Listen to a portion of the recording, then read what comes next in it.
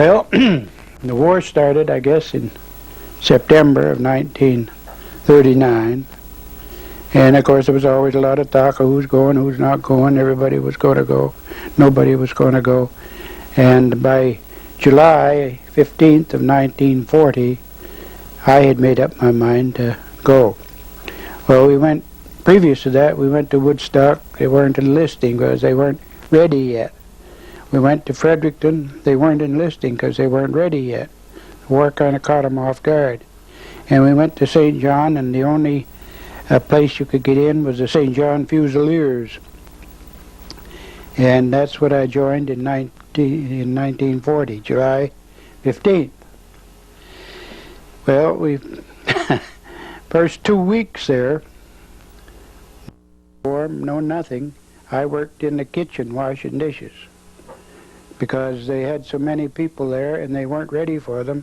They had to set the regiment down in 2 sittings and scrub up the dishes and set them down again to finish up the other half. And that's where I was for 2 weeks washing dishes. Well, one day during that time I got a letter from home and kind of anxious to read it, so I wiped off my hands, started to read the letter, and Orderly Corporal come along and said, "Okay, you, back in the suds."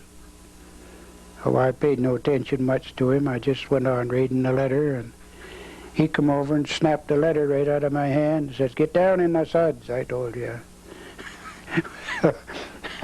I snapped him right back and snapped the letter right back, and I hit him right on the jaw. And he went right over the table and broke dishes. And of course, naturally, I was charged with and taken up in the next morning in front of the company commander.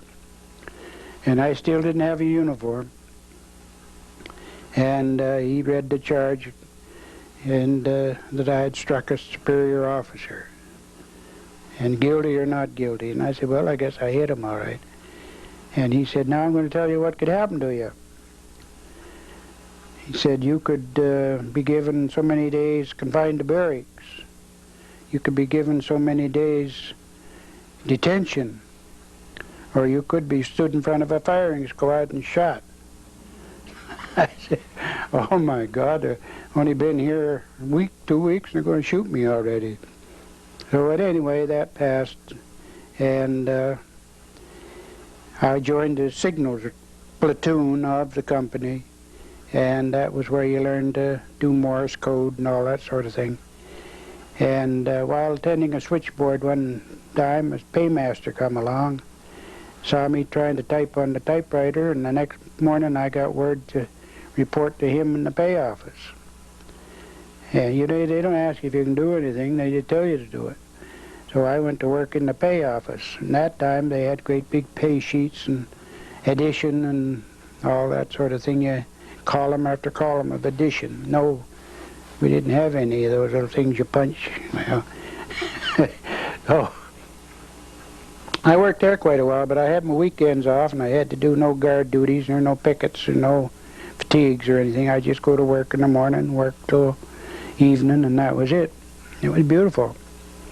And when we was out west, why Phyllis was there with us, and I could go out every night. We had every weekend off. How'd you get out west?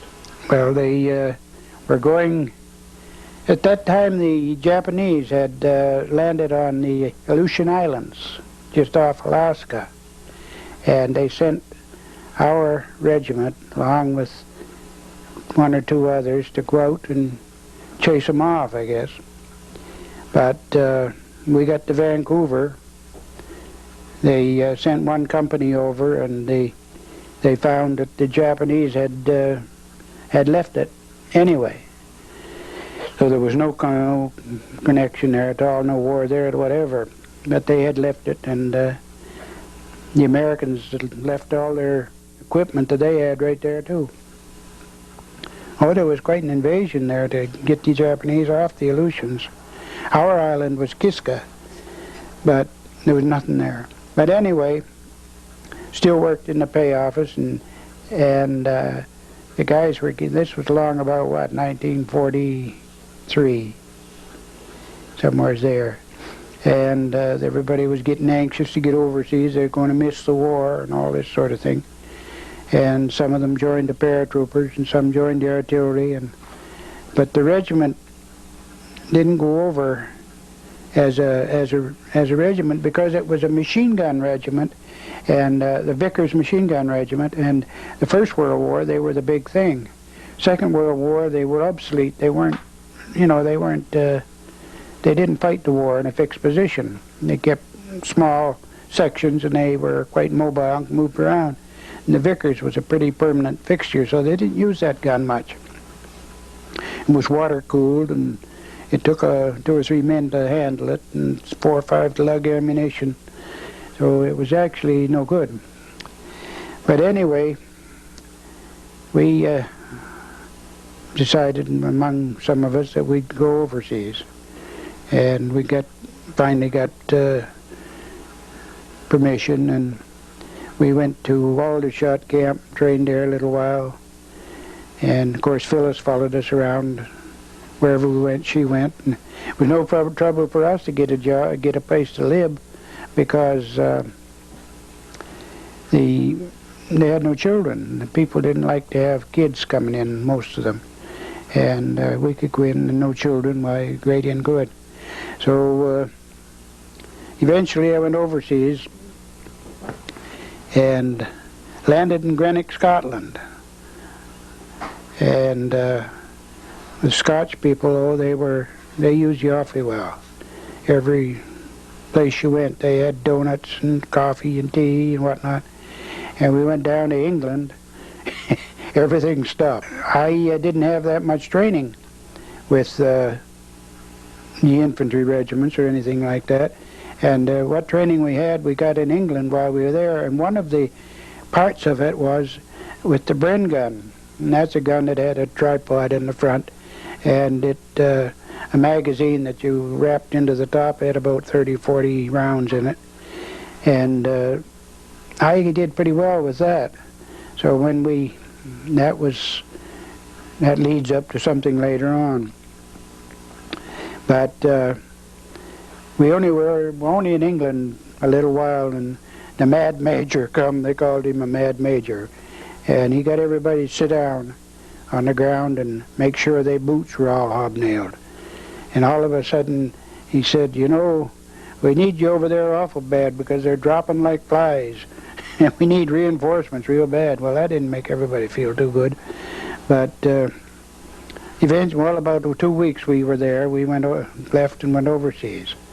And I was on a little ship, didn't seem to be very big, but the crossing of the English Channel, they said, was always rough and it would be real bad. But I wasn't a bit sick coming over on the big boats across, and going across the English Channel, it was just as smooth as glass. There wasn't a ripple in the water, and a big moonlight night, full moon. And we were cramped down in the hold of that little ship and stinking and sweating. And so when nobody was looking, I sneaked up on deck and hid under the stairway.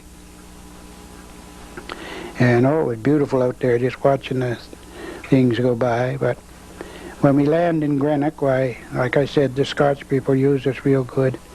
And the English didn't. They were fed up with so many troops, because the Canadian troops had been there ever since the first of the war, a lot of them, and they were getting quite fed up with them, actually.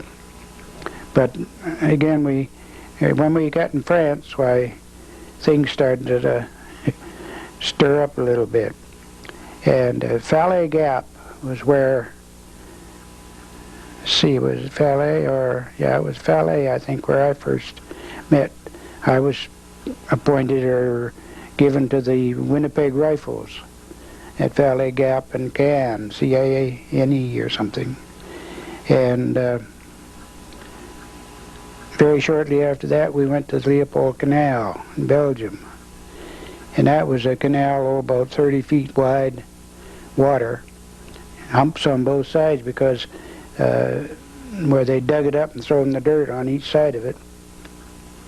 And we were on one side, and they gave the order to go across, and everybody jumped and grabbed something and waded and swam and floated and got across to the other side and dug in on the shelf of the other side.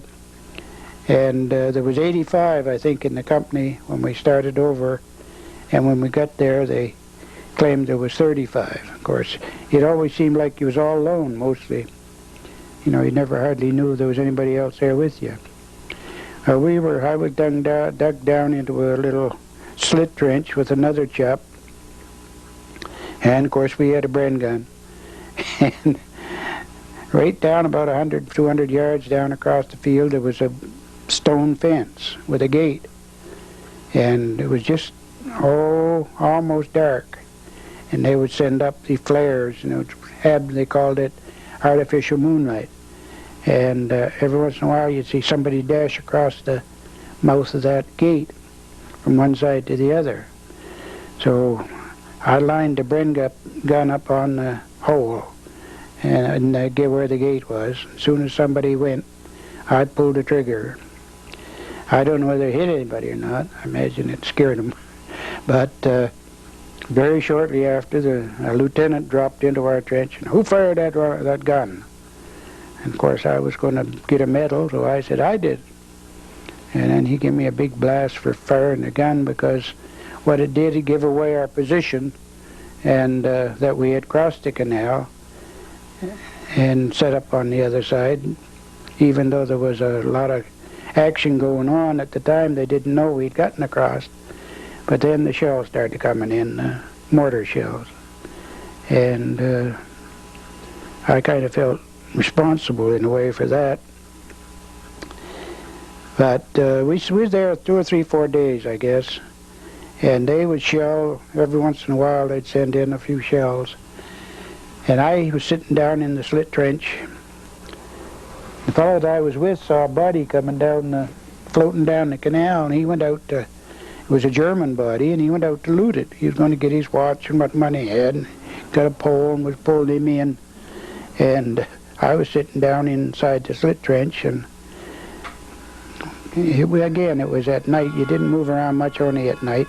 And there was enough light, they called it artificial moonlight, the flares, to see a little bit. And I was sitting there, and they started shelling again.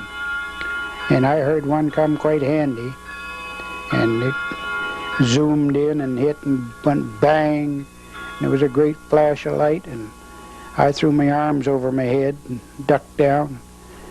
And when I opened up my arms and my eyes, I didn't have any legs. And I thought I'd been hit and tore my legs off. And it scared me. And I hollered, "Stretcher bearer," just as hard as I could holler. And they come running, crawling over there, the shells still dropping. And dropped down into the Slit Trench where I was. Said, "What's the matter?" And by that time I started to work my legs and my feet. And the side of the trench had caved in and covered my legs up. And when I didn't see them, I thought they were gone, but they were just covered up.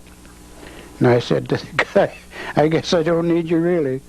And then he gave me a big blast, crawling all around. And one other really nauseating thing that happened, shortly after that, they had been little parties sent out to clean houses and this sort of thing. And a bunch of us went out to gather up some of the wounded and some of the ones that were, well, dead, I guess.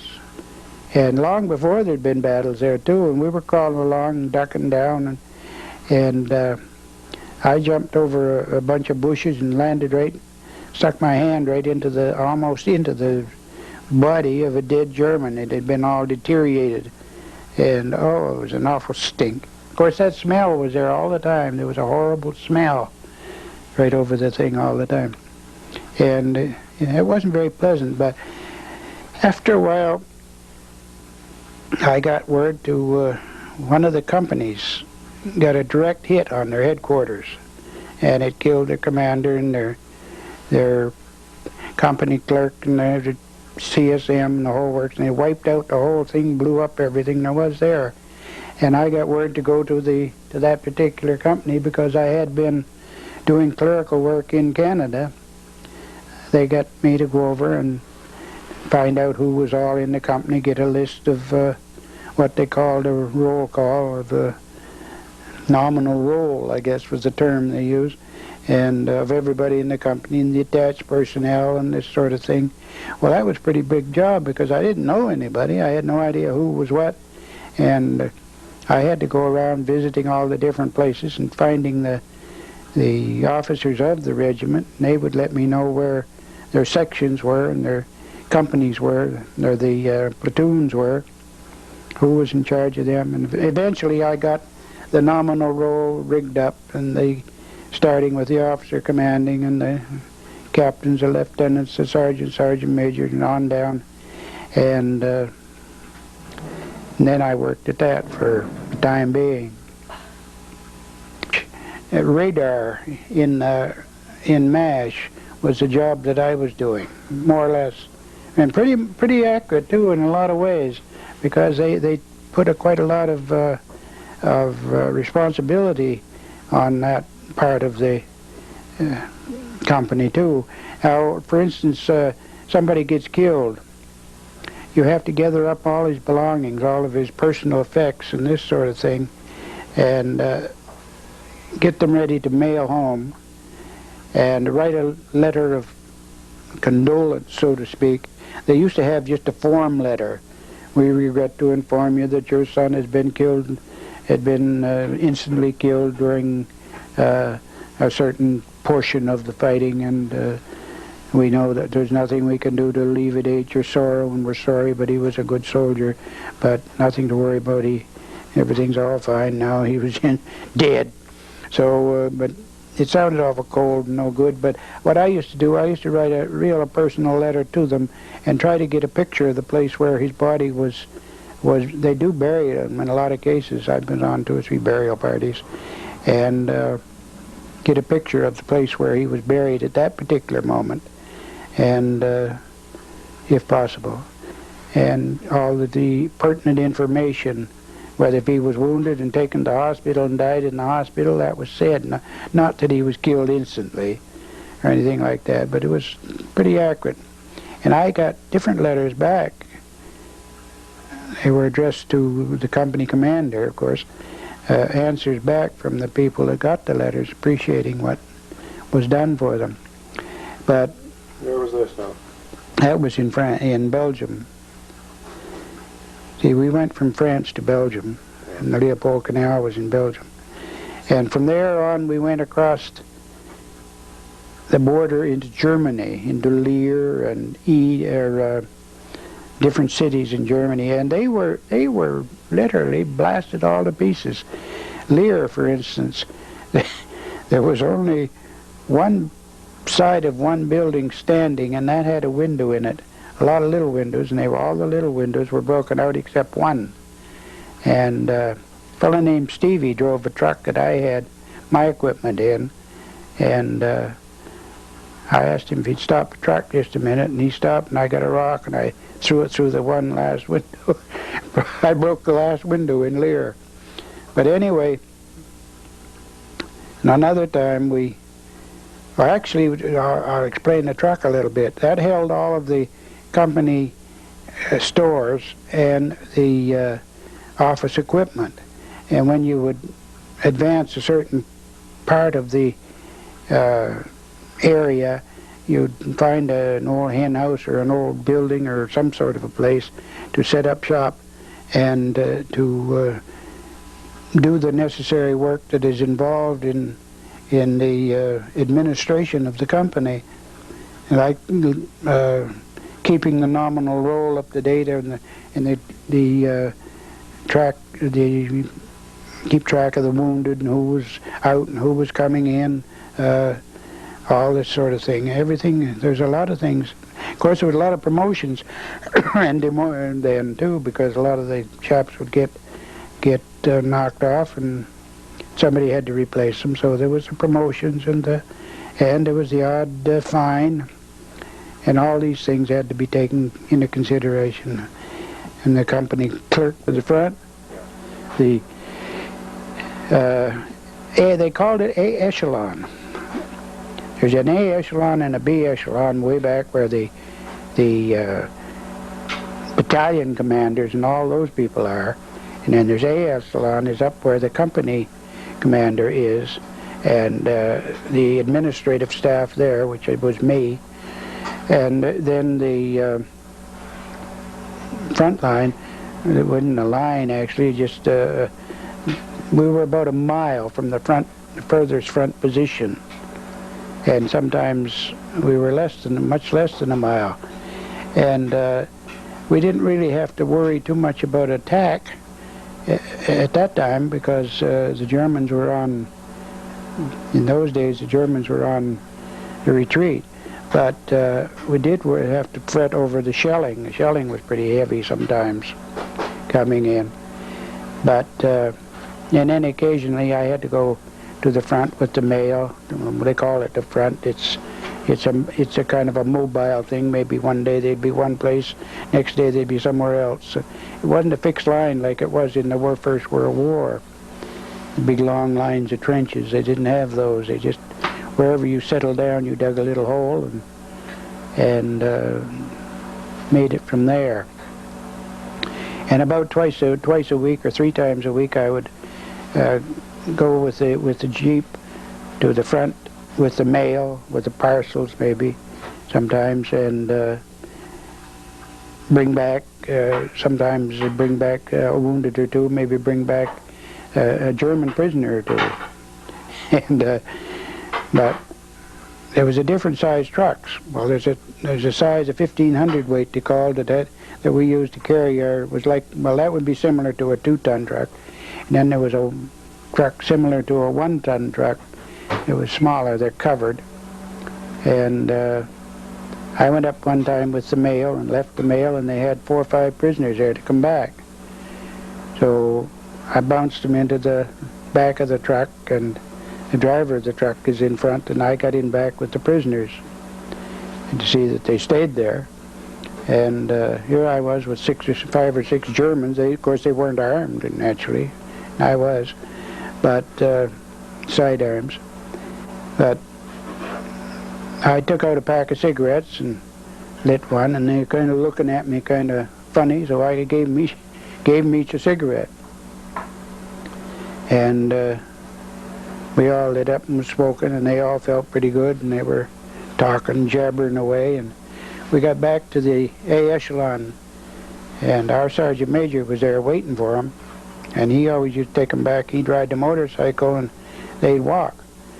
And they come piling out of the truck, and they, of course, the smoke and the cigarettes, and he gave me quite a blast for giving the guy cigarettes. He didn't like Germans very much, and he didn't think it was a very good thing to do. He gave me quite a going over for giving him cigarettes. But it was an interesting experience. There was one time we were we had our meals outside, and they set up the field kitchen, and where we were only a mile from where the troops were, every once in a while there'd be one section would be brought back for food, and they would go back, and another section come back. It's quite a job to keep troops fed.